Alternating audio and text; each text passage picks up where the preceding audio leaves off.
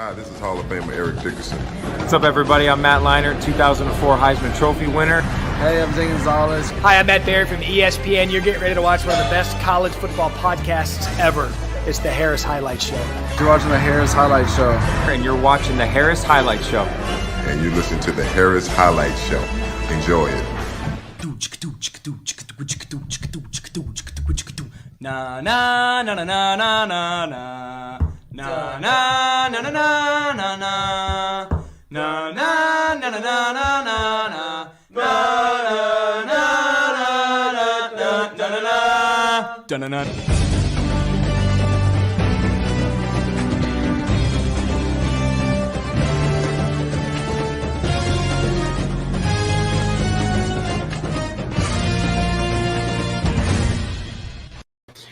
Coming to you live from the Chateau in beautiful Monrovia, California. This is the Harris Highlight Show. Joining me this week is our college football analyst who literally joined at the last possible second, Josh Schaefer. Right at the buzzer. Our college football analyst, Lyle Goldstein, and our executive producer, Brady Klein, is currently busy right now. He might be popping in at some point in the show. So he's been fired. I guess I'm the executive producer for the night. I'm controlling the soundboard. I'm controlling everything. So executive producer and host Blake Harris. Gentlemen, how's it's been, I think, 2 weeks, maybe even 3 weeks. Whenever the last show we did is when we were filling out our March Madness bracket. So I guess maybe 2 weeks. How have things been over the course of I guess 2 weeks since we last talked? Well, the Trojans went on a fun run that tragically crashed and burned in magnificent fashion last night. Also got a desk chair. Look at that. Yeah. So that's where all of our revenue from the show is going, towards Josh's desk chair. Guys, I'm 22 years old and I have back problems. Like I want to spend more time sitting at my desk like I did in college. And I had this weird wooden chair that had like I guess sticks like as the back of the chair. Oh, I would sit here every show and hurt my back. And then I'm finally calling games again. So I'm sitting at my desk to do prep for like hours on end, getting ready for games or doing interviews or whatever. And I just throw my back out and I'm 22. Like that's a problem. So I decided I need to get a new desk chair. So I'm going to make the most of it. It's a nice one.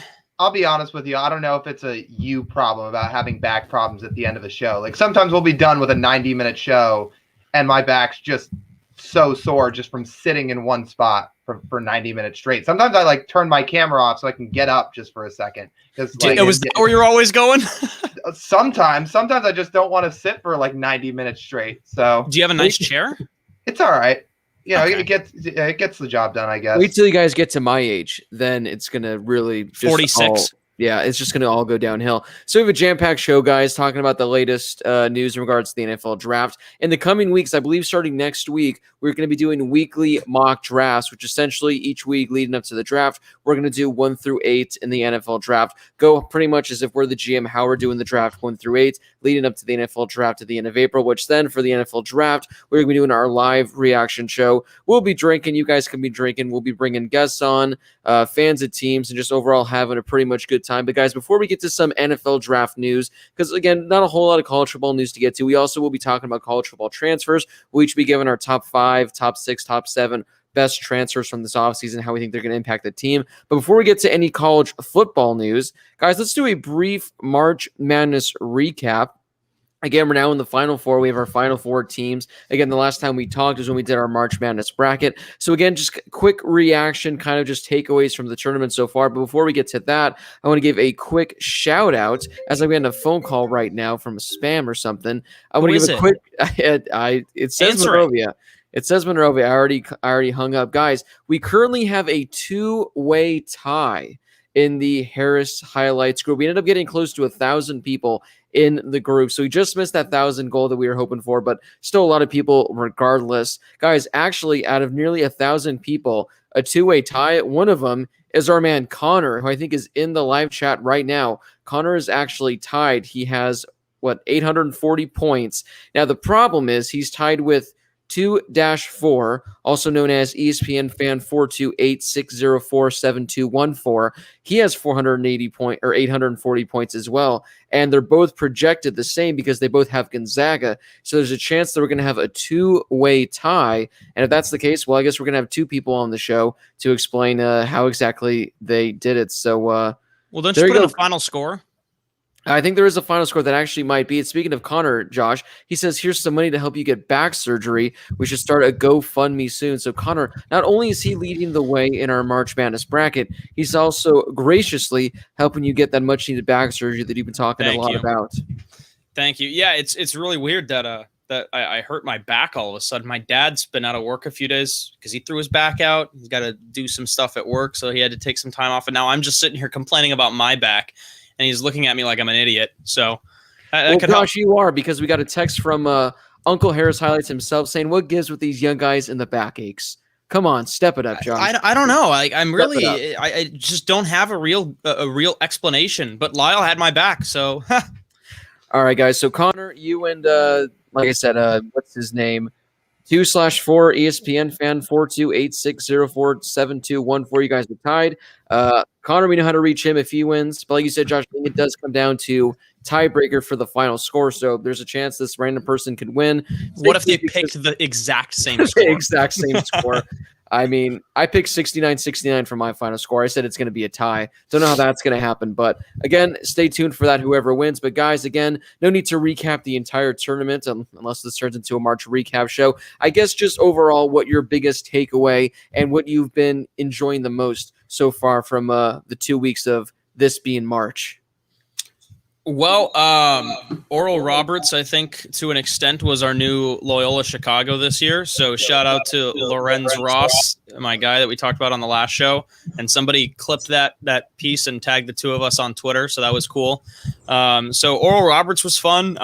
They were in some tight games. It was fun to listen to. They almost nailed that shot at the end and ended up losing. Oregon State, I will reiterate what Lyle said on our bracket show. They have had better teams in like the past 3 years. I can't explain it. Like, I cannot explain why they were so good. And then I guess my big takeaway was UCLA.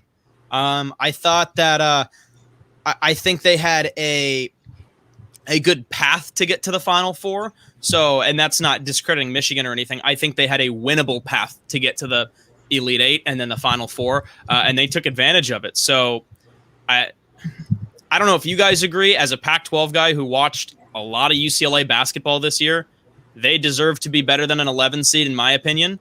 So I think a lot of people wrote them off from the beginning, but they made a good run. They beat Michigan, but I'll tell you this right now, first and foremost, they're playing Gonzaga next game. Gonzaga, first of all, down by 2 points, will not be taking 3 consecutive three-pointers for the win at the end of the game. And if they do, they're not missing 3 shots in a row. So UCLA is going to have to clean it up if they want to beat Gonzaga. Yeah, we're going to have all these upsets in the tourney and all this craziness from the first weekend just to end up with a Gonzaga-Baylor national championship. I mean, it looks like that's kind of the crash course we're heading. But in terms of the things that have been exciting to watch, I mean, obviously Oral Roberts, beating Ohio State on the first day was pretty wild. Definitely Oregon State. I couldn't believe they made it as far as they did. I mean, I had trouble picking that Illinois-Oklahoma State Sweet 16 game that I thought we were going to get. We didn't end up getting it. Let me tell you this, though. If we're going to talk about the Final Four, and Josh talked about UCLA, which credit to them, they were in the first 4. They lost 4 in a row, and now they're in the Final Four. Can we talk about Houston for a second? Because we talked about UCLA, we talked about Gonzaga, we talked about Baylor. This has to be the easiest route I've ever seen to the Final Four. I mean, I know Houston's a 2 seed. They didn't really play anybody during the regular season, so I had my own questions about how strong are they. They then have marched through this tournament playing a 15, a 10, an 11, and a 12. How in the world does that happen to get to the Final Four? They didn't play a single-digit team. That is insane to me. And they really should have lost that Rutgers game, to be honest with you. Right. Yeah, no, Houston is, the there's still the warrants of being a 2 seed, but the fact is, Lyle said the teams that they beat in order to get there, they have the easiest round. They didn't really, have any, although they were playing lower seeds, they didn't have those games where they blew them away by like 20, 25. I think whoever they played in the first round, they ended up winning by like 25-30, even though the game was like a single digit game in going into the second half. But yeah, Houston's road has been fairly easy. Gonzaga, no one's touching them. That's going to be absurd. That's the greatest team I've ever seen. The Pac-12, Bill Walton picked, I think, 5 teams to reach the Final Four. All 5, and he almost got his wish. They've been playing some excellent basketball. Now, I must say, if you watched our March Madness show, I believe Josh almost picked Oral Roberts with the upset. He couldn't go through with it, but Josh... I'm not going to give it to him, but I'll give him the closest thing to almost picking that upset. I appreciate that because I don't deserve it. I didn't pick him, but I said that it could happen, and I said that I was rooting for him. But yeah, I didn't pick it, so I appreciate you. I appreciate you giving me I guess half credit. But yeah, it was they looked good too. Hey, I'll give you credit for USC in the Elite Eight. You had that item in the Sweet 16, but you got that one right. This is just what's ridiculous about picking brackets. I mean, here we sat 2 weeks ago. I was so sure that Winthrop was going to beat Nova. I was feeling good about some of my upset picks. And then here we are 2 weeks later, and a team in UCLA that lost 4 games in a row to end the regular season is now in the Final Four. Well, that's just March. In typical fashion, they always make this where it's always the first game of the tournament, where it's always like one of the games where like 53% of brackets pick this one team and like 47 pick the other. I think I'm now like on a 4 or 5 year losing streak of losing the first game of the tournament, where like I can't even win 2 or 3 games and just have hope of a perfect bracket. Like the last 4 or 5 years, I lose the first game and I've just hope has been lost. So maybe next year's that, but yeah, Oral Roberts, again, they definitely shouldn't have been a 15 seed. I mean, I get they finished 4th in their conference, but with how good they look, they were definitely underseeded. A lot of teams were underseeded, but guys, quick before we move on, pick to win the Natty on Monday. It's Gonzaga, and I think they blow UCLA out of the water. I think they beat Baylor in the national championship game. I think that if one team could beat Gonzaga, it's Baylor. And I mean, take that with a grain of salt, because up to this point, I thought that USC was going to be the only team that could challenge Gonzaga before they got to the Final Four. Given that SC's strength is defense in the paint, and that's where Gonzaga thrives. And I mean, Gonzaga dummied them. So, I mean, it wasn't even close. So that's why I think that they blow out UCLA, considering UCLA beat Michigan by scoring 49 points. 28 of those were from one player. Where was your secondary scoring when Johnny Juzang left the game for a few minutes in the second half? I legitimately thought the game was over. And I was listening to the call on the radio when I went to get a milkshake last night. And yeah, and then and they said, forget about secondary scoring. You're going to need primary scoring the rest of the game. So UCLA played well, but I just think they have absolutely no shot against Gonzaga. And then even in the finals, I think it's going to be Baylor, and I don't know if Baylor can touch them. So Gonzaga, without a doubt. Oh yeah, I've got Gonzaga. Same way. I think that Final Four is going to look a lot like that Villanova Oklahoma Final Four from a couple years ago with the Buddy Hield team, where it was like a 1,000,000-point deficit at the end of the game. I think it's going to be like that, and I think Gonzaga wins it all. Yeah, I'm the same. I think Gonzaga, I think they beat UCLA by 20-25 at least, especially considering they've beaten all. I mean, the fact that they beat SC, granted, they could have, as I think what was it we were talking yesterday in our group chat about how Gonzaga, I think Josh said something along the lines of Gonzaga like struggles near the end. And I'm like, yeah, they struggle because they don't win by 25. They end up winning by like only 18 or 17 or something like that. So Gonzaga, they very well could be up 30, end up winning by only 20. And then I think Baylor takes down Houston. I think Gonzaga still takes Baylor down by at least 10 because, again, this is the best team I've seen in my lifetime. But a lot of fun ahead. All right, guys, let's get to the latest NFL draft news and rumors. Again, as you can see by the score at the bottom, our Q&A later in the show is going to be just NFL draft based. So whatever you have in regards to your team, a certain prospect, anything like that, potential trades, hit us up with any NFL draft questions you have. Now, we're not necessarily going to save them for the end of the show. If you have any big time questions, again, you can hit us up right now in the live chat. You guys can donate to the super chat as low as $1, maybe even 99 cents. We'll answer your question, have a discussion on that. So again, anything NFL draft related, hit us up in the live chat. We'll try to get to as many as possible before the end of the show. So, guys, again, not a whole lot of college football news, but there has been some news circulating over the last few days in regards to, these pro days, combines happening since we didn't get an official NFL combine. We're starting to get a lot of numbers on a lot of top talent. But I want to start off with the trades that we had the other day. I think it was about 4 or 5 days ago. I think it was last Friday, I want to say, when the 49ers traded with the Dolphins, then the Eagles traded with the Dolphins. The 49ers traded up to number 3 in the NFL draft, pretty much assuming at that point, if you're trading, and they traded a lot of capital. I think they traded 2 additional first-round picks. They're trading up to number 3. And the Eagles, they traded back from 6. They traded with the Dolphins to get to 6. So, guys, what were just your reactions from those trades and the fact that the 49ers came out and they said, oh, no, Jimmy Garoppolo, our Lord and Savior himself, is going to remain our quarterback in 2021? I can start with this one. And before I do, let me just promote, adding on to what Blake said about draft topics and draft questions. In case you didn't make it clear at the start of the show, basically all of our April shows are going to be draft-related shows with mock drafts and positional ranks and all that stuff. We're going to do all the different positions, and then obviously capped off with our draft show at the end of the month. So stay tuned for all of that, because we're going to do a bunch of different mock drafts and with the different teams and the whole 9 yards. So it's going to be a fun month. I look forward to draft season. It's one of my favorite times. But the Niners trading up to 3. Number one, when I saw this, at first, I was like, well, this just can't be right, because just a little over a year ago, I just had so many Niner fans telling me, well, Jimmy Garoppolo is such an amazing quarterback. He wins games. He takes us to the promised land of the Super Bowl. He's our guy. So I'm thinking to myself, they can't possibly be giving up on this guy. I feel like you can name names when mentioning 49ers fans. He can. It's all right. I won't do that to anybody. But what about running more than one? Yeah, well, yeah. It turns out that may not be the case, because if you're trading up this high, you're probably taking a quarterback, which brings me into my next tiny little rant before I toss it to you guys. I hate this division. I feel like Josh will back me up on this. I hate this division.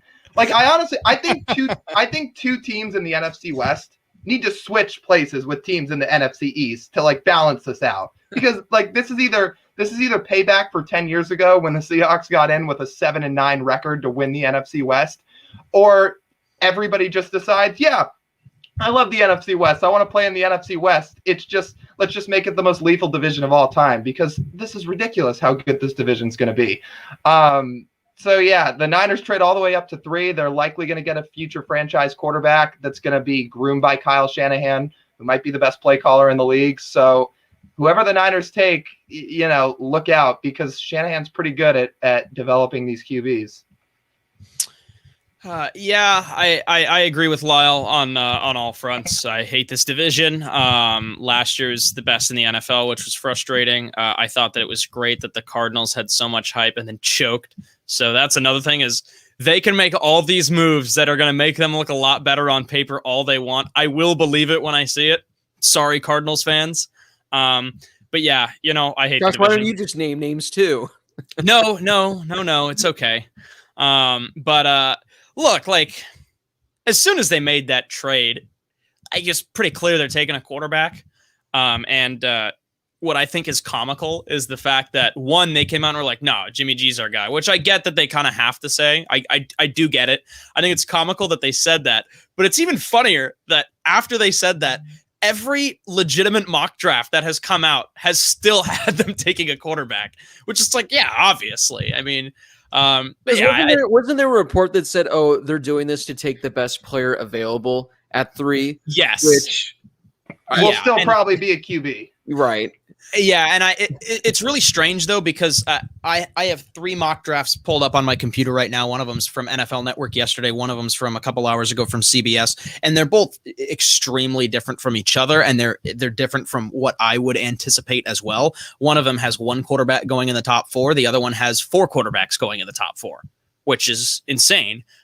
So I don't really know what to expect, at least from the quarterbacks going relatively high. And then there's been some stuff, which I'm sure we'll talk about, Justin Fields kind of sliding down the totem pole a little bit here. But I don't know. To me, it seems like with these trades the last couple of days, it sets up the 49ers to take a quarterback fairly high. And then obviously with some moves with the Dolphins, I think that they've obviously made some moves recently. And I think they have their quarterback of the future in Tua, which they likely do. So I don't know. It comes down to building around him. And for the 49ers, I think they have some pieces there. And now they just need a guy to run the offense. Yeah, we got a super chat that came in from Connor saying if the 49ers do take a quarterback, that'd be the first time in NFL history that within 2 years of making a Super Bowl, a team will draft a new quarterback. 49ers must think quarterback prospects for next season aren't as good, which, I mean, there's some good quarterback prospects in regards to next year, which the 49ers, I don't get them because they were like, I think they were involved in trying to trade for Matthew Stafford. So they were trying to get Stafford, but then they're like, no, but Jimmy Garoppolo is our quarterback. Now they're trading for the number 3 pick. Going, no, Jimmy Garoppolo is our quarterback. So again, maybe they trade up to 3 and they're thinking, yeah, we can get Penei Sewell. We can get, Jamar Chase because that's the best player available according to them. But you would think at this point they're doing it to get a quarterback. I guess maybe groom under Jimmy Garoppolo for another year and maybe move on and see what you can trade for Jimmy Garoppolo moving forward. But I don't get how the Niners, they don't take a quarterback at number 3. Now, I just want to mention, because there were some trades going on the other day as well, just in regards to what the Dolphins did. First off, something I thought was interesting is the fact that the Eagles were trying to trade up because they want to get Zach Wilson, which makes no sense considering they, kind of have made Jalen Hurts their future quarterback, but now they're trying to trade for Zach Wilson. So not exactly sure what the Eagles are doing, but the Dolphins, I don't have exactly all the picks they gave up and acquired, but off the top of my head, I want to say they essentially gained a crap ton of picks to move back 3 spots because now they're at 6. They were initially at 3. So we have a Dolphins fan. We should have gotten him on to hear his takes. But the Dolphins, they already had a lot of draft capital. But my goodness, what a fleece do they pull off? Again, essentially stockpiling picks to move back 3 spots in the NFL draft. Yeah, I mean, here's the thing. We'll talk about this more during our draft month of April. But Josh was talking about how he's looking at 2 different drafts or 2 different mock drafts that he's seen. I personally believe at this point, we're going to see 4 quarterbacks go in the top 4, even if it's not the Falcons that pick it for. And they might want to get their future guy, let him sit behind Matt Ryan for a year or 2, if it's somebody like Trey Lance. But I think at this point, via trade, one way or another, that's what we're going to see. And if that's the case, if you're the Dolphins, not only do you have 2 first-round picks each of the next 3 years, but between Penei Sewell or Jamar Chase or even Kyle Pitts, somebody's going to be there at 6 for them to pick. And that's who they were going to pick at 3 anyway. They were not taking a quarterback after taking Tua. So whoever they really wanted is still going to be there. So, yeah, I mean, a total fleece by the Dolphins. Yeah. A team that after winning 10 games last year, I mean, I think this team is on the brink of being one of the most lethal teams in the AFC, assuming that Tua continues to progress. Yeah, and they just have a lot of weapons, and you saw that growth last year after being so bad the last couple of years. And like Blake said, our resident Dolphins fan was not happy for a few years. But even last year, I mean, a team that was battling for a 500 record most of the season came out with some really big wins last season, and you saw that growth. And I don't want to say it was like what you saw from Cleveland, for example. It was kind of a different style of rebuild because Cleveland had been so bad for so long. But like you could clearly see a lot of the talent, a lot of the young talent that Miami had, and then pairing that with some of the guys that they're bringing in. I don't know. I think they're in a good spot. Like Lyle said, it's that division, I think, is going to be interesting for the next couple of years. So I'm not really sure where they fit into that. But in the grand scheme of things, I think Lyle's right. I think they can be one of the more lethal teams in the AFC for the next couple of years. Yeah, I mean, Lyle, what I was going to bring up, Lyle hit perfectly. The Dolphins, they were going to take a quarterback at 3. They were probably likely going to be taken like Jamar Chase. Mm-hmm. Well, now, again, assuming that probably 4 quarterbacks, which I still think might actually happen, go in the top 4, then likely if you're the Bengals, you go Penei Sewell at 5. The Dolphins are going to get Jamar Chase at 6. So, again, they essentially added, I think, an extra first-round pick, like a third-round pick or something like that, a few additional ones to essentially get the guy you're going to take anyway. A very draft day-esque type move there from the Dolphins themselves. But just wanted to talk about that trade because I'm sure there's going to be a lot of trades coming in the coming weeks because I think, again, these quarterbacks, they're going to start going. And when they start going, and once you get past the top 5, which I think is Justin Fields, Trevor Lawrence, Mac Jones, Zach Wilson, and Trey Lance, after that, there's a huge drop-off. And I think, again, is Mac Jones or Trey Lance worthy of being a top 5 or 6 pick? I don't think so. But I think just because we're going to have such a quarterback run, teams might be trading up because they're getting a little worried. But guys, let's move now to the latest NFL draft news and rumors. Something I want to talk about because we know what's going to happen in 1. Trevor Lawrence is going to Jacksonville. 1, that is a given. 2 is when the draft supposedly is going to be starting, because I've been seeing reports all over the place. I've been seeing stuff saying the Jets, they are fine with Sam Darnold. I've been seeing things saying the Jets are listening to offers on Sam Darnold. So let's say the Jets, they are going to move on from Sam Darnold. It kind of seemed like months ago, Justin Fields number 2, that was a foregone conclusion. Now it kind of seems like Zach Wilson, especially with his pro day the other day, he's been picking up steam. And now it seems like if the Jets do go quarterback, they're going to go with Zach Wilson. So now that pushes Justin Fields to 3. Now all of a sudden we're starting to hear stuff that Mac Jones of all players is potentially threatening to be the 3rd quarterback taken off the board. So guys, I just want to hear your thoughts on, again, these are all rumors. We have no clue what's going to happen aside from Trevor Lawrence going 1. But again, the rumors that Mac Jones might be battling Justin Fields. Justin Fields might be slipping in drafts. I just want to know what you guys think on kind of where you'd rank these quarterbacks and all the potential rumors, again, in regards to what the Jets potentially do if they decide to keep Sam Darnold. First of all, I think there are 2 options in terms of getting a quarterback or 2. Number 1, have already traded Sam Darnold. And they haven't, which is something that we've talked on the show a bunch of times. And obviously Carson Wentz went to the Colts, and that's something Brady and I had discussed multiple times on the show, was that I would like to see Sam Darnold go to the Colts, but then a bunch of things happened. They went and got Carson Wentz. Phillip Rivers retired. That obviously didn't work out. I think what's best for Sam Darnold is to get out of New York, get out of that organization, if I'm being completely honest. But if I'm the Jets, I'm fine with it. I've always thought he needed more weapons. He needed more protection on the offensive line, which he just doesn't have. And surprisingly, his best game of the year, not from a statistical standpoint, but just from the eye test standpoint, was when he was under constant pressure against the Rams, was when he seemed to thrive in that game for whatever reason. But he can't do that every game. So I've always thought going into this that they should take Penei Sewell. I'm looking at 2 different mock drafts, like I said, right now. One of them has him taking an offensive lineman that's not Penei Sewell. It's Rashawn Slater, and from Northwestern, he's really good, had a great season. I cannot imagine Penei Sewell is the 2nd offensive lineman off the board.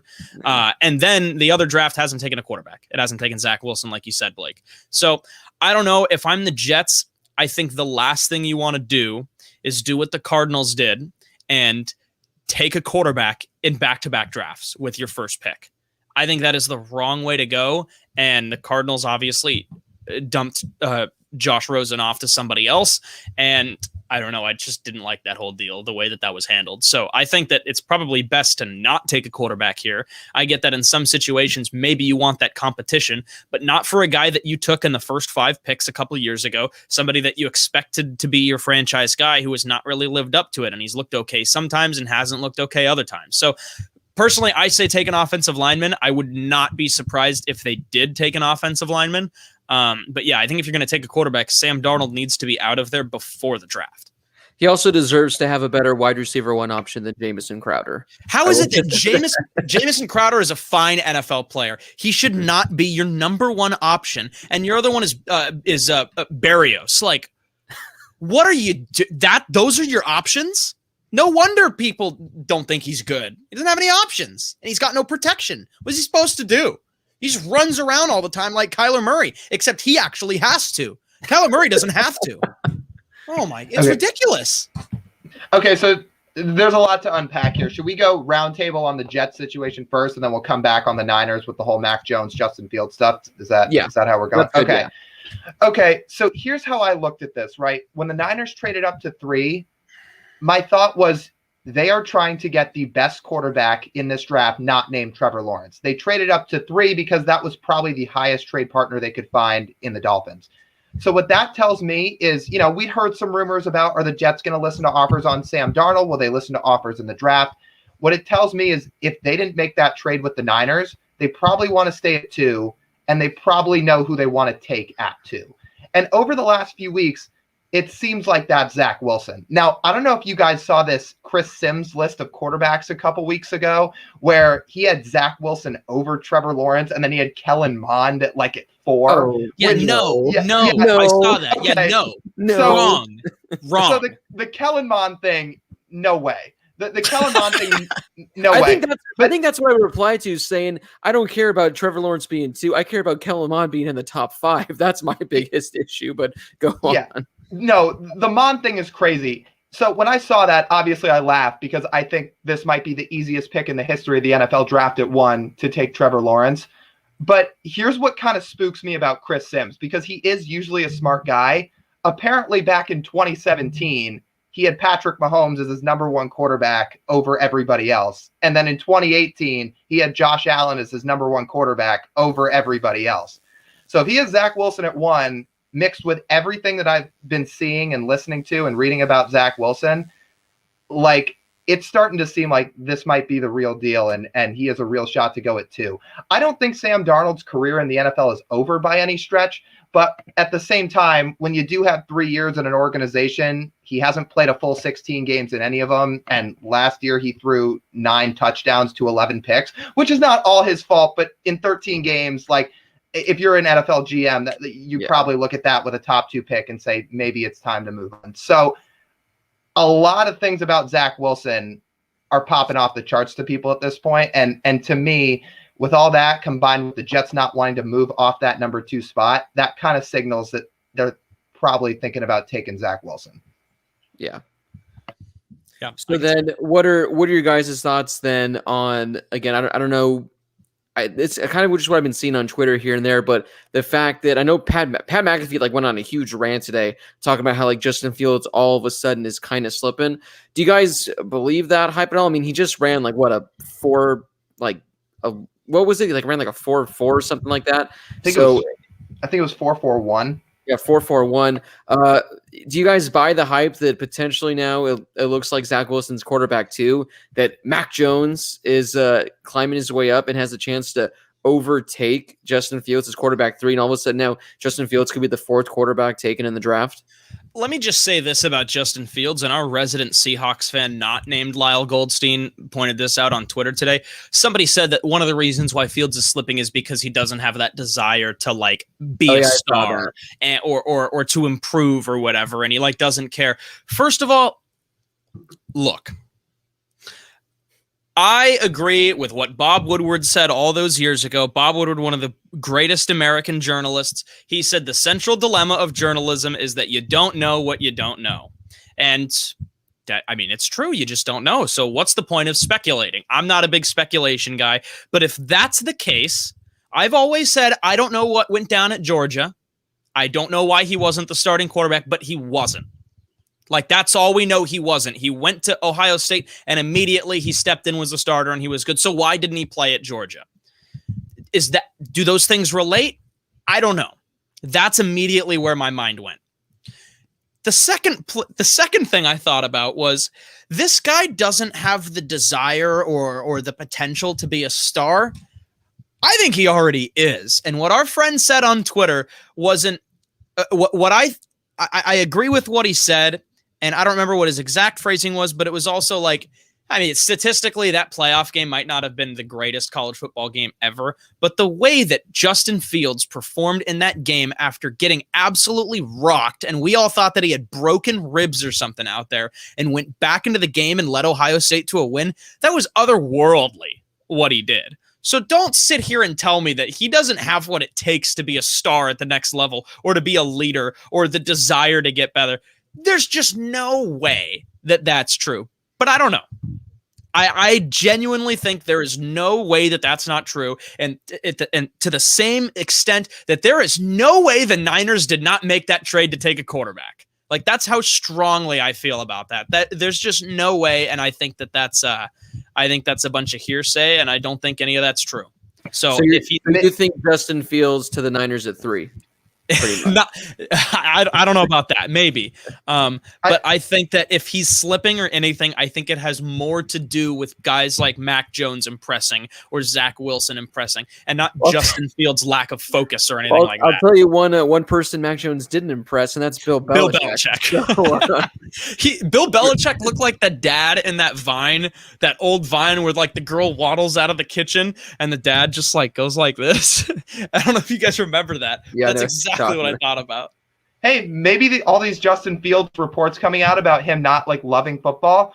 You were mentioning Bob Woodward, like from the and why am I blanking on the name of the movie? I saw it, the Watergate movie. All the President's Men. All the President's Men. Yeah. Maybe he's got maybe Kirby Smart actually has like a secret source that he's dropping like information to, saying, "Oh yeah, when he was here at Georgia, he didn't actually love football.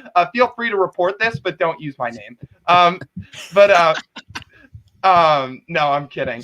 I don't really believe that either. Again, when the guy literally was playing with busted ribs and threw for 6 touchdowns to lead his team to a national title game, you know, it's hard to believe that he really doesn't love football. I mean, the guy's tough. You know, he would play through injuries, all that. Now, what happens at 3 is a different story. I personally believe we're at the point of NFL football where you kind of need a mobile quarterback. And that's not a knock on Mac Jones. I think Mac Jones has a chance to be good. But I feel like the better player is Justin Fields. And I know the knock on him is he needs to get the ball out quicker. Sometimes he holds it too long. I think part of it was Ohio State maybe didn't always run the best routes for him to get the ball out. But we'll see how that translates to the next level. But it's all going to be about need here at 3 for the Niners, or about scheme, I should say, not need. Because Kyle Shanahan very weirdly likes to groom these quarterbacks that aren't the most mobile, between Matt Ryan, Kirk Cousins, Jimmy Garoppolo. He hasn't really had a Justin Fields type of guy in his time. I think Fields is absolutely the more talented guy, but it's all going to be about what the Niners think fits their scheme. So it could be Jones. I would personally take Fields, but it could be Jones.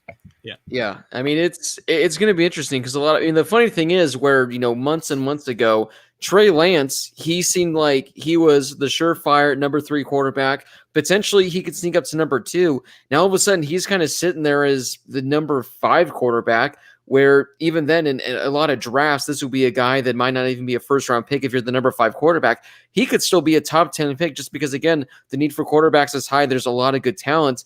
And it's going to be interesting to see, especially in the coming weeks, if we have some more trades, if trades team back. Because, I mean, again, the Falcons at 4, they very well could take a quarterback, groom under Matt Ryan, or they could trade Matt Ryan and pick a quarterback, or they can trade out of that number 4 pick and have a team come in to get a quarterback. I know the Panthers, they were trying to get literally every quarterback imaginable this offseason. So a whole lot of fun there in regards to the quarterbacks, all the news. But I want to move on, guys, to another position that I want to talk about. And that's not, a normal one we'd probably be talking about, one of the popular ones. And that's tight end. If you want to classify this guy as a tight end, because Kyle Pitts, we've talked about this guy for a number of shows in months past, but I actually saw this video today pretty much on YouTube saying that if Kyle Pitts, if he enters the NFL right now, people think he's already a top 5 tight end. I don't have his numbers on the screen from his pro day, but essentially I saw this thing on Twitter that essentially compared him to Mike Evans, that all of his measurables, everything he did was exactly the same as Mike Evans.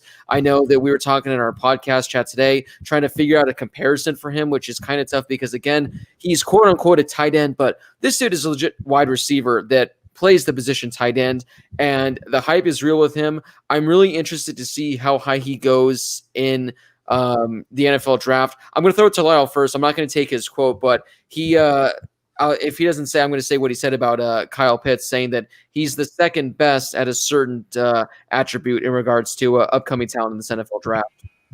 Yeah, I think that when it comes to pass catchers in this draft, Jamar Chase is 1.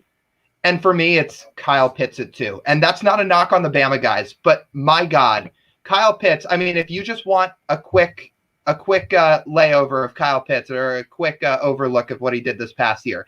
In 8 games, 43 catches, 770 yards, 12 touchdowns. So in a full 16-game NFL season, he would have been on pace for 1,500 yards and 24 touchdowns. Then he goes to the combine, right? He goes to, or not the combine, but his pro day. He runs a 4.44 at a 40-yard dash as a tight end, standing at just under 6'6", with a wingspan of 83 and 3/8 inches. That's a longer wingspan than any other NFL receiver or tight end in the last 20 years, which broke DK Metcalf's record. So the height, the speed, the catch radius, the numbers, along with the fact he did not drop a pass the entire year in 2020 at Florida. And he earned a Pro Football Focus season grade of 96.2. That was the highest in college football. Like, I don't know what this guy's weakness is. Maybe it's that people question, can he win on the outside when they're not in the red zone compared to a guy like Chase? But this guy is so unbelievably good. I mean, everything he does, he's straight up a wide receiver. He gets the Darren Waller comp sometimes. I think he could be better than that. I mean, I can't wait to see how high this guy goes. And whoever had the report that said they think he's a top 5 tight end already, I would agree. Yeah, I think Lyle's right. And the one other person that I compared him to today was a little bit like Zach Ertz, just because Ertz, kind of like Waller, also lines up as a receiver most of the time. He's not necessarily on the line. And in the past, they've had other guys like Trey Burton, for example, or Goddard. They would be the tight ends to line up on the line, and Ertz would kind of line up as a wide receiver. And that's kind of the same thing you'll see with Kyle Pitts. There were like 2 solid weeks this past football season where our Twitter account was like strictly a Kyle Pitts account. Like, we were just posting his highlights all the time. And look, I think this is kind of unrealistic because it's Blake will love it because it's a hypothetical. I'm a Rams fan. We don't have any picks in the first round. We haven't in a while. But I'm a Rams fan, thinking about what the Rams team is like right now. If they had a top 10 pick this year, I'm being totally honest, I would want Kyle Pitts over anybody else that could go in the top 10. Penei Sewell's great. I would love Penei Sewell. I would love Trevor Lawrence as my quarterback of the future. I'm fine with Stafford. I'm fine with the Rams O-line. I would want Kyle Pitts. Out of anybody that could go in the top 10, I think I would legitimately, given my team's needs, want Kyle Pitts. I think that's how good he is, especially when, there are guys like Trevor Lawrence and Penei Sewell and all those quarterbacks or whatever going in the top 10. I think that's how good he is. And he was the best tight end in college football last year. He was, like Lyle said, if we're looking at receivers and we're going to toss him in there, he was a top 5 receiver in college football last year. Yeah, I mean, he was the only. I know I mentioned this like months ago, but he's like I think the only tight end to ever finish top 10 in Heisman voting. He's like one of a handful to ever be a finalist for the Blitnikoff. And he didn't play a full season. He missed some time. He was injured when Florida played LSU. But I mean, this dude he's freakish. I'm just picturing him on the Rams, and that wouldn't be fair. So luckily the Rams don't have a first round. Luckily the Rams don't have a first round pick for the next 10 years or however long that's going to be. But 30. I mean, it's going to be exciting to see again where you put this guy.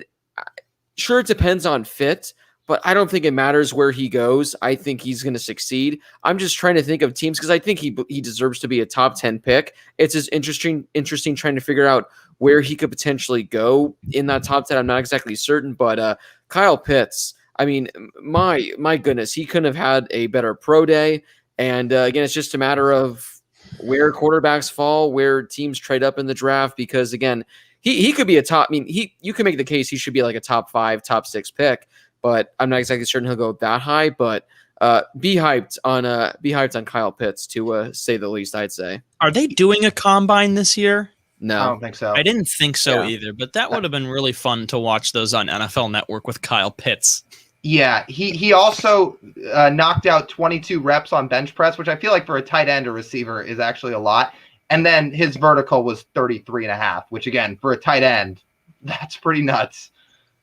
Right. So Kyle Pitts, we just had to get to him because my goodness, he's been so good. We have a super chat again from our man Connor. Again, if you guys have any questions in regards to the NFL draft, anything like that, our entire Q&A the entire show pretty much is NFL draft based. So if any questions in regards to the NFL draft, teams picking at a certain spot, should they trade up, should they trade down, who should they take, players, where will they go, anything like that, hit us up in the live chat. You guys can also donate to the super chat. That way your question is guaranteed to be answered. Our man Connor says in early March, Caleb Farley ran a 4.28 40 before his surgery. Does that make him cornerback 1 or cornerback 2 behind Surtain? CBS Sports and The Athletic have him as the cornerback 1. Before we get to answer this question, I have a fun story in regards to this.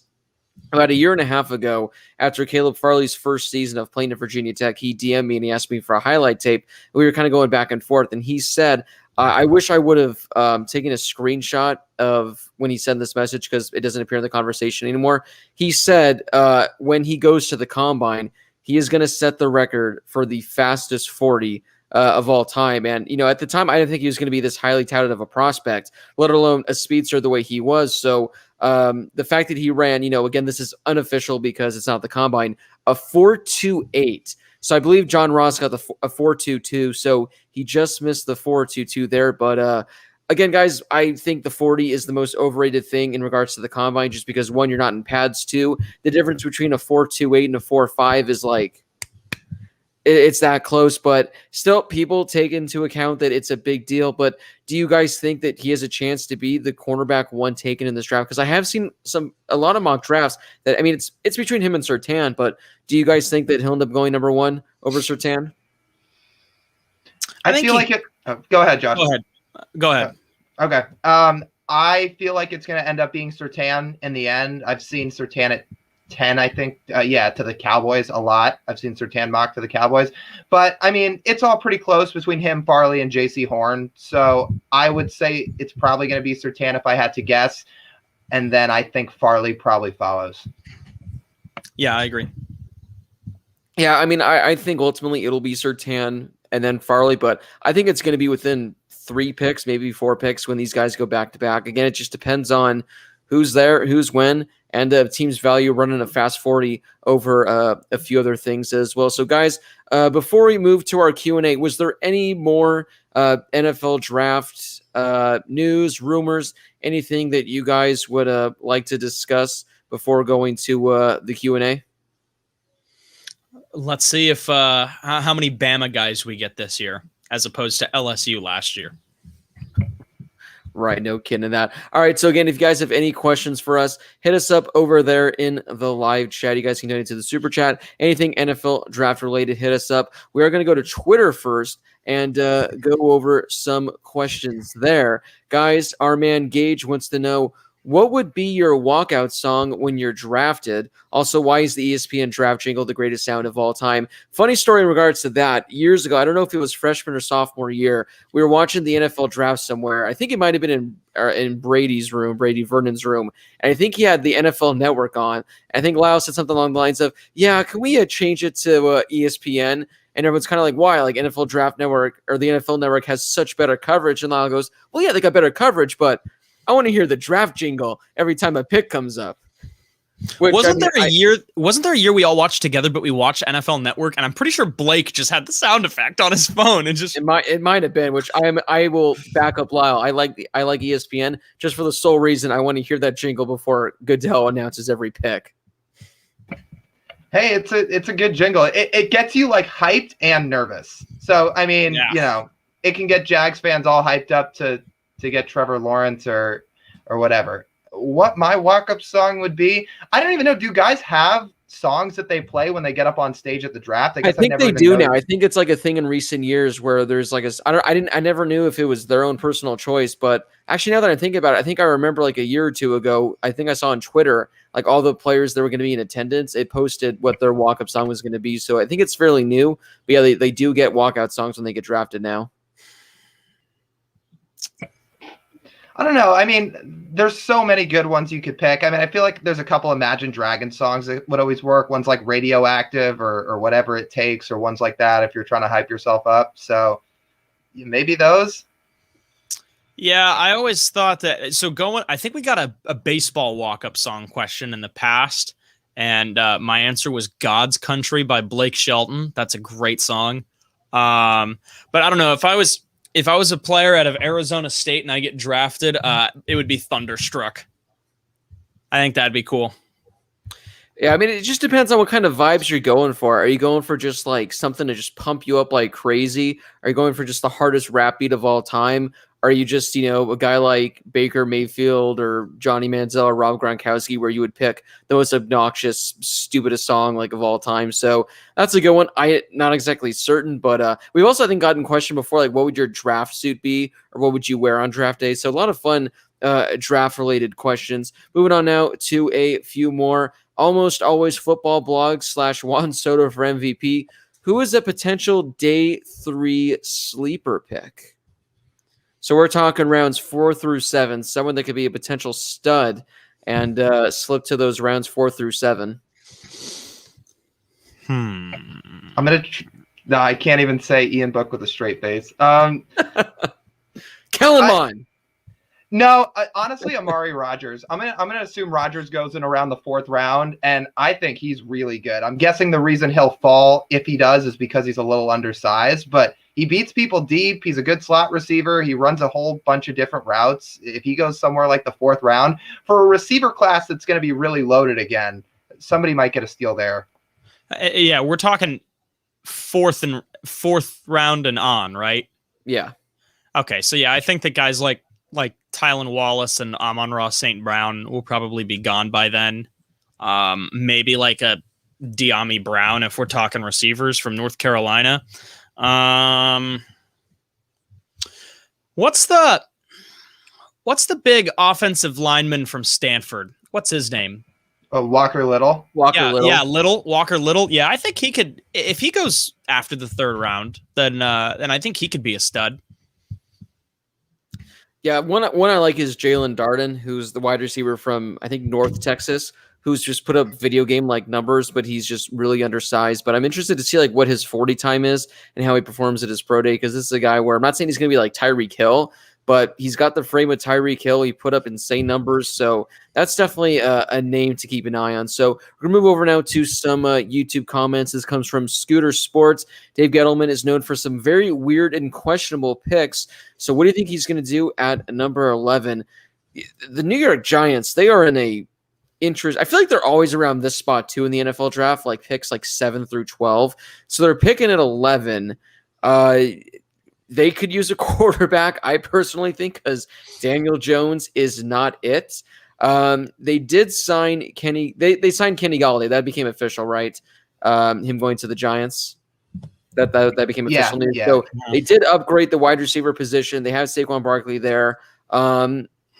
Maybe they also added Adoree Jackson to the defense. They did add Adoree Jackson. I'm not exactly certain how they are on the offensive line, but maybe getting the guy like Rashawn Slater at 11. Protect Saquon Barkley, protect Daniel Jones.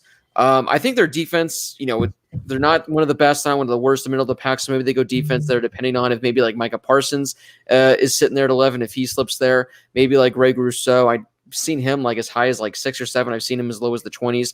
Maybe they want to address defense, but I think Rashawn Slater, again, I think Penei Sewell is going to be gone by then, so pick up the second best offensive lineman, who many think is potentially the best offensive lineman, and again, maybe the Giants can get another quarterback because, like I said, Daniel Jones isn't it, but maybe Rashawn Slater there at 11. I'd actually be surprised if Slater fell that far, in which case I think the next offensive lineman that would be available is probably Elijah Vera Tucker from USC. If they're going to go offensive line, he's a kind of versatile. He can play either tackle or guard, which is what he did both of those at USC. So I think Elijah Vera Tucker is likely going to be a first-round pick at a USC from the O-line for a second consecutive season. And then I kind of like what you said. If they're looking for defense, Rousseau, I think, is probably one of the better edge rushers in the draft, if not the best. And like you said, the one that I have up here has him going 6th. So I think that it's kind of a gray area. There are 3 guys that I think could go anywhere between 4 or let's go 5 and like 12. And I think it's guys like Slater, Rousseau, and then Kyle Pitts is kind of in there too. It really just depends on if there's any more movement and what teams are actually valuing. I would have said Kyle Pitts, but I think they just gave Evan Ingram like a new contract, which Evan Ingram, he is so much better than what he's been doing with the Giants. So just screw it. 2 tight ends, Evan Ingram and Kyle Pitts. Pitts just also shouldn't be there though. Like he really should not still be there at 11, I think. I was thinking about Pitts here, and maybe there's a chance somebody like the Lions take Pitts at 7, but if the Lions want more of a traditional receiver as opposed to a tight end / receiver, and what do we do with them, so to speak, maybe the Lions lean more with a guy like Smith or Waddle. But if Pitts is there at 11, if you want to see what Daniel Jones really has, I mean, that is an option, right? Get him weapons. in this day and age, especially in the NFC East, where we know there's not a whole lot of defense outside of Washington and a lot of teams that are lacking offense, or I guess at least last year when Dak was out. But get a guy weapons. If you have Galladay, if you have Ingram, if you have Saquon Barkley, and then you add in Pitts, then all of a sudden that feels like a scary team potentially. So maybe if Pitts is there, you can find a way to use them. If they opt to go against that route, I think they need offensive line help, especially they lost Kevin Zeitler this offseason. So maybe a guy like Elijah Vera Tucker to fill in on the interior, or maybe a guy like Slater or Christian Darrisaw if they're there. Yeah, I mean, just looking at this now, let's just assume they get Kyle Pitts. You got Kyle Pitts, you got Evan Ingram, Saquon Barkley, and then you got Kenny Galladay, Sterling Shepard, you got Darius Slayton still there. My goodness. I mean, that would be quite the receiving core. The only problem is Daniel Jones is throwing them the ball. Well, I was going to say Daniel Jones would have the exact opposite of his counterpart that shares that stadium in Sam Darnold, where Sam Darnold didn't have any weapons. Daniel Jones has all that. I mean, in his third year in the league as a starter, that's your chance to prove it. And if he doesn't do it with those guys, I mean, he'd probably be done. Right. So a lot can happen for the Giants. They're in a good position. They're sitting at 11. Nate says, it's not really a question. I guess it's a perfect hypothetical situation. So my absolute favorite, Justin Fields falls to the Patriots, or if they trade up to get him, would be the dream. A perfect mentor in Cam, but I don't think Cam sees himself as a bridge quarterback. Well, I mean, I think Cam re-signed, I think a 1-year deal, I want to say, with the Patriots. Or what did you say, Lyle? Yeah, 1 year. So 1 year.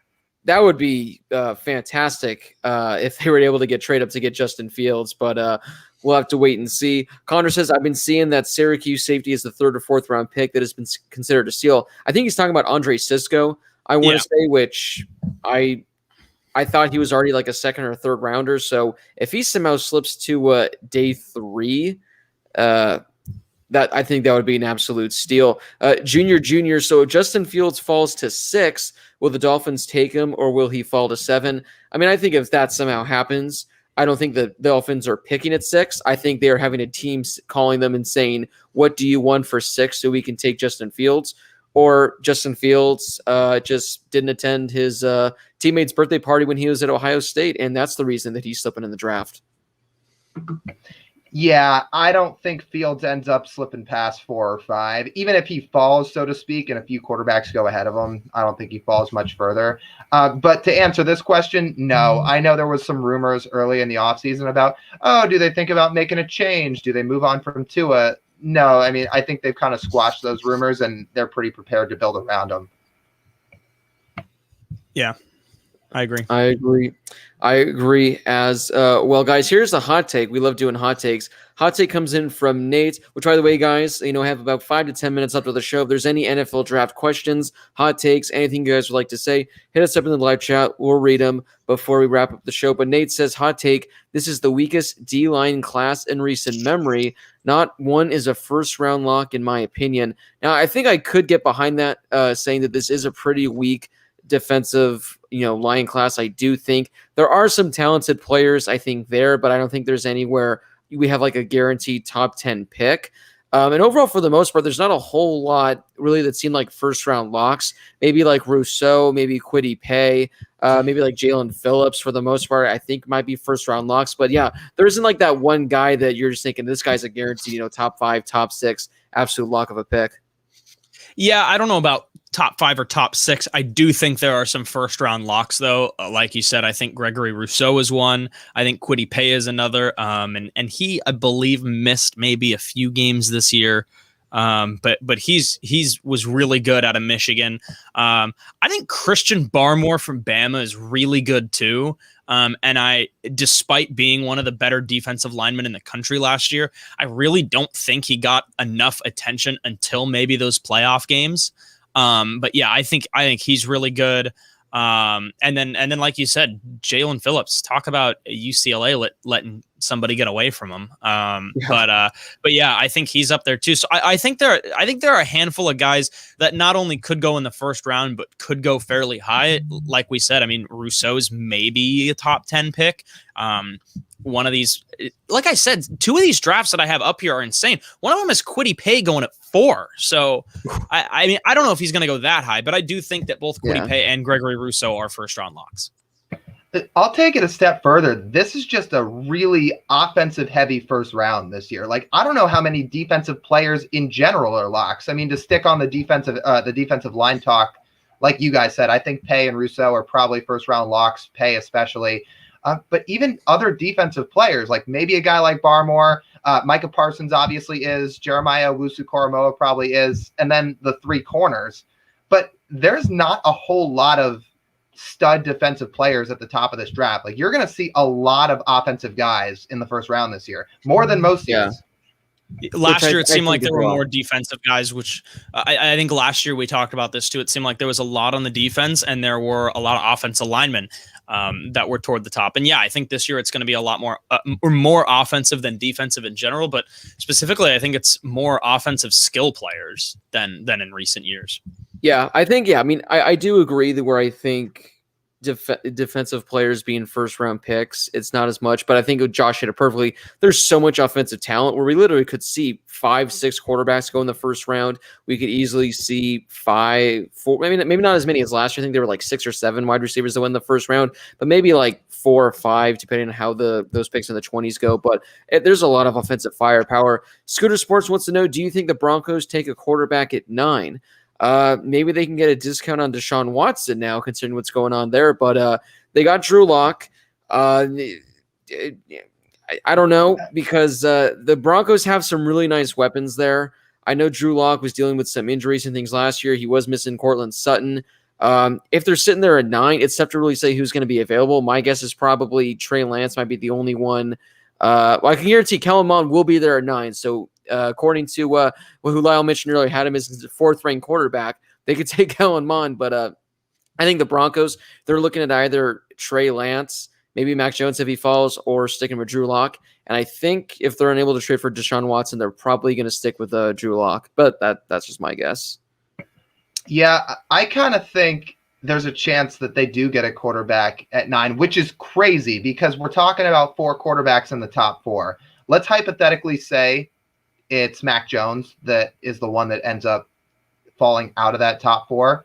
I think there is a chance he'd go at 9 to the Broncos because the Broncos, in their eyes, might need a quarterback because Drew Lock really wasn't all that great last year, which would be crazy to see 4 quarterbacks in the top 4, 5 in the top 10. And then after that, we might not see the rest of the first round because I don't even know who would be after Jones. Maybe it's Trask. Maybe it's Jamie Newman. I don't know.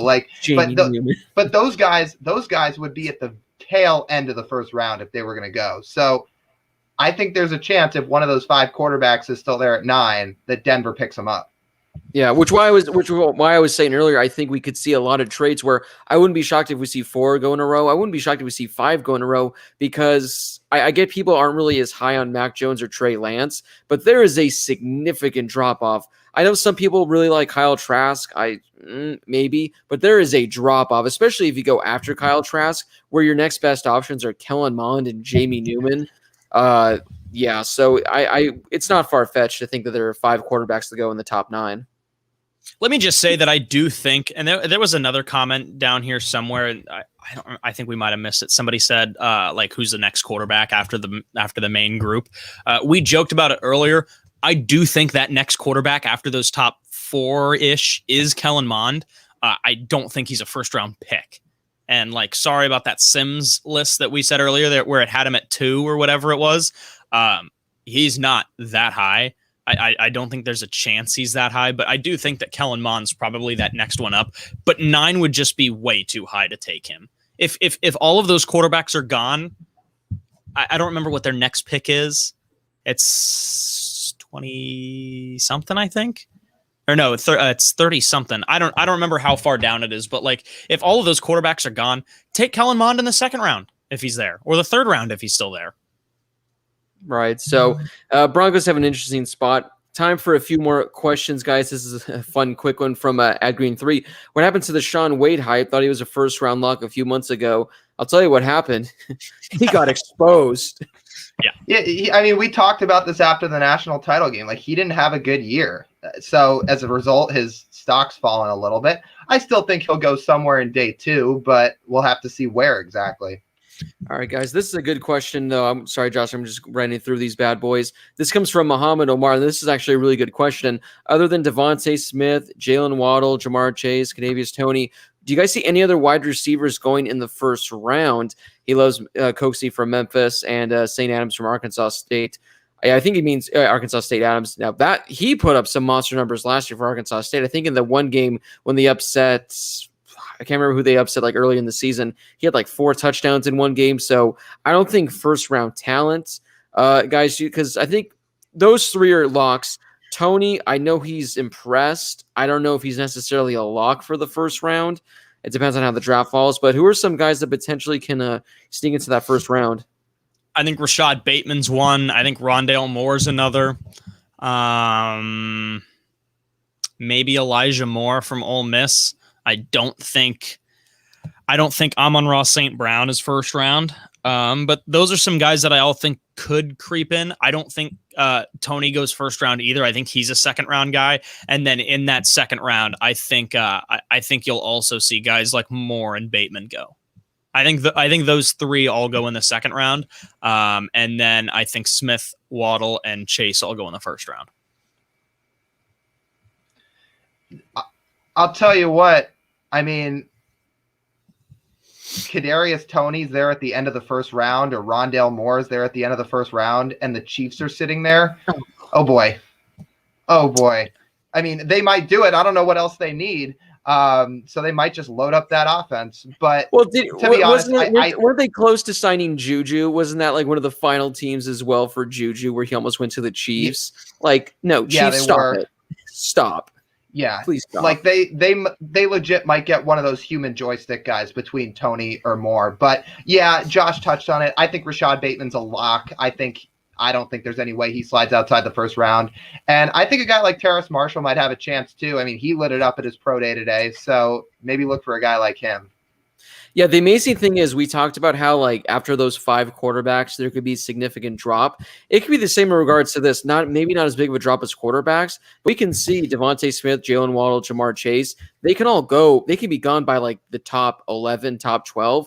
And it can be 13, 14, 15 picks. I think Tony's probably the best bet to go number 4. But again, it could be mid to late first round that he goes. So we're going to see some time before a wide receiver gets taken again. Guys, time for a few more. This comes from Andrew. Does Washington trade up for a quarterback? I know it seems like every team that's been mentioned, we know someone that has, an alliance to them. Washington, they put themselves in no man's land by going to the playoffs because they essentially screwed themselves out of potentially trading up for a quarterback. Because had they missed the playoffs, they would have been at 11, 12, something around that range. Now they're picking, I think, at 19. I don't know how much draft capital they have to trade up. I don't know what their plan exactly is for the most part, considering what they've done this offseason, because they need a young quarterback. Based on what they've done this offseason and how quiet they've been in regards to the draft, I think they're set on holding off for this year. We're going with Ryan Fitzmagic, riding him into the sunset. And maybe their hope is to get a top quarterback in next year's draft. But I don't think they trade up to get a quarterback unless for some reason Mac Jones or Trey Lance is kind of there like around 12, 13, 14. And they think this is a guy we want to trade up for and have him sit behind Fitzmagic for a year. Yeah, I don't think they trade up either. And Lyle had said something that he thinks you could see 4 straight QBs to start the draft. I don't think that happens. I don't know if there's going to be anybody still sitting there at what are they at? They're at 11, right? I don't think there's going to be anybody still sitting there at 11. Wait, no, they're not at 11. Yeah, no, they're like the Giants are at 11. They're like at 19, I think. Yeah. Okay. Yeah. I don't think any of those guys are going to be sitting there. Would be. I would. Yeah. They shouldn't be. I doubt they trade up for a quarterback. Who knows? Maybe they take Kellen Mond at 19. That's true. They might. I doubt it. I doubt it, but I don't think they trade up. So here's where it's interesting because it feels like the top three in some way or another we have some picture on between Trevor Lawrence, probably Zach Wilson, and somebody at 3 to the Niners. That 4 spot, the Falcons are going to have their phone ringing off the hook because I think the draft probably starts at 2, but 4 might be one of the most interesting picks of the night because it could be a total toss-up for what happens because there's a ton of teams that might want to trade up. The Broncos might want to trade up. The Patriots have talked about trading up. If Washington's willing to give up the capital, if they really believe in somebody like Trey Lance to be their guy, maybe they're okay giving up additional first-round picks in the future if they don't believe in next year's class and really want to lock down their guy now, who could spend some time sitting behind Ryan Fitzpatrick. So I don't think they do it, but just watch that number 4 spot because that could be one of the more surprising spots on draft night. Especially if the Niners somehow end up actually going Mac Jones at 3 and all of a sudden Justin Fields is still there at 4, which I think that's if you're Washington, because Washington, I mean, they've just kind of come out of nowhere.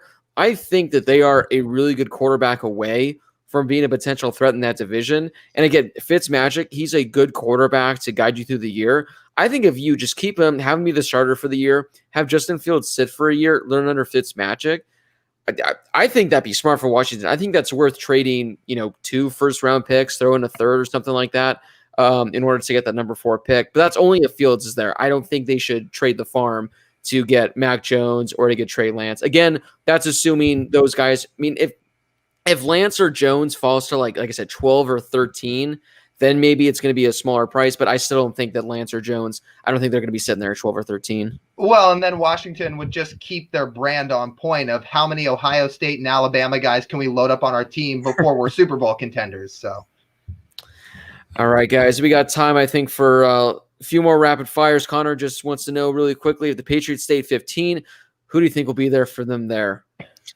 I'll say quickly, if Trey Lance is there, I think they should take Trey Lance. I don't think he'll be there. I think it's very reasonable for there to be not just 1, but potentially 2 of those top receivers to be there. And obviously, N'Keal Harry hasn't really worked out so far. Julian Edelman's kind of getting old. And then they did just pick up Nelson Aguilar. And they picked up what else did they sign? Oh, they signed 2 tight ends. They got Jonnu Smith and they got Hunter Henry. Yeah, they got Smith and Henry, and they got Kendrick Bourne. Yeah. So they've added a lot of pieces there. I think if they want another legit wide receiver, I think either Smith or Waddle could be there. Maybe even Terrence Marshall if we're going that far, like we mentioned earlier. Or Tony if he's going to be there. I think there will be a good receiver option available. If that's what they feel like they need, maybe that. But if Lance is there, I say take Lance. Yeah, receiver's an option. I would guess, and this is assuming all the quarterbacks are gone by then. I would assume if they're at 15 with all the quarterbacks gone, I'm going to say they take Micah Parsons. I think that makes sense. They kind of need a linebacker, and he's the best one in this draft. Yeah, the fact that the Patriots are going for the killer 2 tight end duo again, you got to respect it. It's a bold move, but they've made some good moves this offseason, and I don't think Nelson Aguilar becoming an elite wide receiver this late anyone was expecting. Granted, it was with the Raiders, so we'll have to see what he does with the Patriots. But Nelson Aguilar, it took about 7-8 years, but hey. He was a solid 2 or 3 for a year, and then nothing. And now he's doing he would put up a good fantasy day once or twice a season as a waiver wire ad, but then you'd keep him on your bench and wouldn't play him the rest of the year. So a lot of fun there. But that does wrap up this edition of the Harris Highlight Show. Again, thanks for all the NFL draft questions, all the NFL draft talk. As Lyle mentioned earlier in the show, starting next week, we're going to begin our NFL draft countdown. The entire month of April is going to be only NFL draft content. Next week is going to be our first mock draft show. Again, the 4 weeks leading up to the draft, we're going to do 1 through 8, 9 through 15, 16 through 24, and 25 through 32, leading up to the NFL draft. So it's going to be fun. It's going to be our own mock drafts. I know we did it last year. It was a lot of fun because they're all over the place. We all have different picks, and we can do trades. That's the fun thing as well. You guys can trade, make it that much more fun and creative. In addition to our mock drafts, we're going to be doing rankings as well. I don't know exactly who we're going to be doing rankings of next week. Probably quarterbacks and like running backs, since those are the easiest ones. So we're going to be doing top 5, 6, 7 or so in regards to positions. So if you like NFL draft content, definitely next week, stay tuned. That's going to be a lot of fun. Guys, any parting words or anything like that before we head out for the week? Gonzaga will win the national championship. You took the words right out of my mouth. Yep. Yeah. Gonzaga's going to. Maybe next week we'll have an executive producer back. We'll have to wait and see. But again, lots of great content coming. Make sure to follow the show on Twitter at the HHShow_. You can find us on Instagram at Harris Highlights Show. We're everywhere. You guys can find us there. You guys can support the show by becoming a Patreon member for as little as $1 a month. You can unlock exclusive behind the scenes benefits. If you become a Patreon member, maybe that guarantees you a spot on our live NFL draft show.